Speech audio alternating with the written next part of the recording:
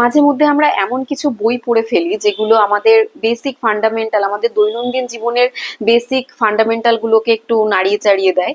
আমি যে বইটা রিসেন্টলি পড়েছি, সম্প্রতি পড়লাম একটি বই, সেই বইটা আমার সাথে এক্স্যাক্টলি তাই করেছে। বইটির নাম a death in the forest, লিখেছেন পারমিতা গোস্বামী, ইংরেজিতেই লেখা।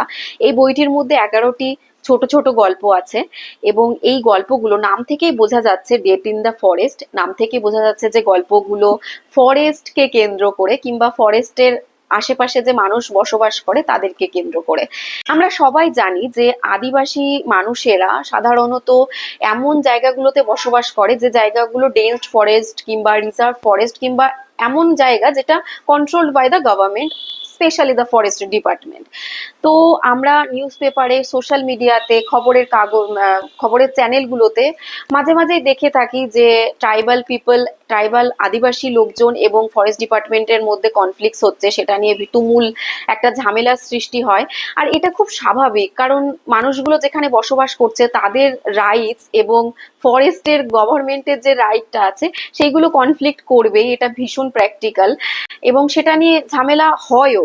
এবং এই গল্পগুলোর মধ্যে এই যে ইনজাস্টিস যেগুলো ফরেস্ট ডিপার্টমেন্টের অফিসিয়ালসরা ট্রাইবাল মানুষদের ওপরে করে, অ্যাট্রোসিটিস গুলো করে, সেগুলোকে হাইলাইটেড করা হয়েছে। এবং এই 11টা ছোট ছোট স্টোরিজ আছে এই বইটার মধ্যে। স্টোরিজ গুলোর মধ্যে এমন এমন ইনসিডেন্টস আছে, এমন এমন সিচুয়েশন আছে যেখানে এই যে অ্যাকিউজেশন গুলো করা হয়েছে সেগুলো আমার কাছে প্রচন্ড পার্সোনাল এবং অ্যাফেক্টিং লেগেছে।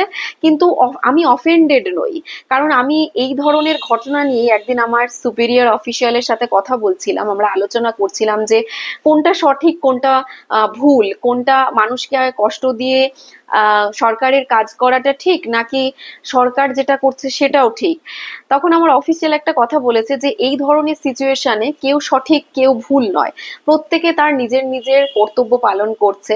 কারণ আর আমাদের পৃথিবীতে একটা জিনিস তো ঠিকই, যে একজন মানুষের ভিক্টরি আর একজন মানুষের ডিফিট, প্রত্যেকে আমরা যার যার কাজ করছি, আমাদের কাজটা কর্ম করে যেতে হবে। এই যে লেখিকা মিস পারমিতা গোস্বামী, তাকে নিয়ে না বললেই নয়, তিনি তার জীবনের শেষ 30 বছর আদিবাসী মানুষগুলোর সাথে কাটাচ্ছেন এই চন্দ্রপুরে, এবং স্টিল উনি ওখানেই থাকছেন। ওখানে উনি ট্রাইবাল কমিউনিটির মানুষদের ফেস হওয়ার চেষ্টা করেছেন, তিনি ট্রাইবাল কমিউনিটির মানুষদেরকে একটা ভয়েস দেওয়ার চেষ্টা করেছেন, সোসাইটিতে তাদের একটা জায়গা দেওয়ার চেষ্টা করছেন।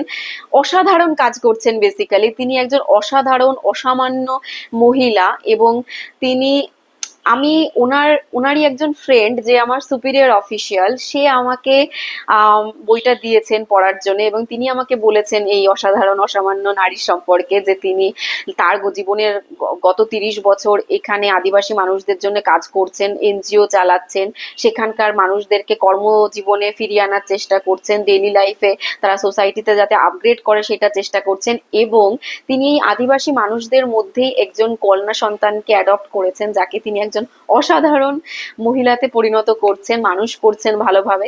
এই ধরনের মহিলাদের, মানে কিছু কিছু মানুষ হয় না যাদের দিকে তাকালে আপনার মনে হয় যে I wish I could be like her, I wish ইনি যেরকম ভাবে সোসাইটিতে ফেরত দিচ্ছে, সমাজকে দিচ্ছে, আমিও আমার কিছু একটা হলেও সমাজকে ফেরত দিতে পারতাম, সমাজের কিছু ভালো করতে পারতাম। সমাজ থেকে তো শুধু নিয়েই যাচ্ছি, আমার সামটাইম সেরকমই ফিল হয়। আই উইশ আমি কোনোদিন এনার সাথে দেখা করতে পারতাম, আমি তাহলে আমি জানি যে আমি অনেক কিছু শিখতে পারতাম ওনার থেকে, অনেক ভালো কিছু শিখতে পারতাম, because I feel so proud even not knowing her. And yes, আমি চাই যে আপনারা এই বইটা পড়ুন। ছোট ছোট গল্প আছে এই বইটার মধ্যে, একদমই ছোট ছোট গল্প। দেখুন, একদমই ছোট্ট একটা বই, ছোট ছোট গল্প। বইটি অ্যামাজনে আছে, অ্যামাজন থেকে আপনারা কিনে নিতে পারেন। এবং বইটার মূল্য লেখা আছে 229 টাকা, অ্যামাজনে 299 টাকা। অ্যামাজনে একটু ছাড়ে পেয়ে যাবে। বইটা অবশ্যই পড়ো, কিছু কিছু বই থাকে যেগুলো পড়া উচিত, তো এই বইটা তাদের মধ্যে একটি, তো তোমরা পড়ে ফেলো। আজকের মতো এটুকুই, আবার দেখা হবে অন্য কোনো বই নিয়ে, আবার দেখা হবে, কথা হবে অন্য কোনো বইয়ের আলোচনা নিয়ে। ততক্ষণ কিছু না কিছু পড়তে থাকো। টাটা।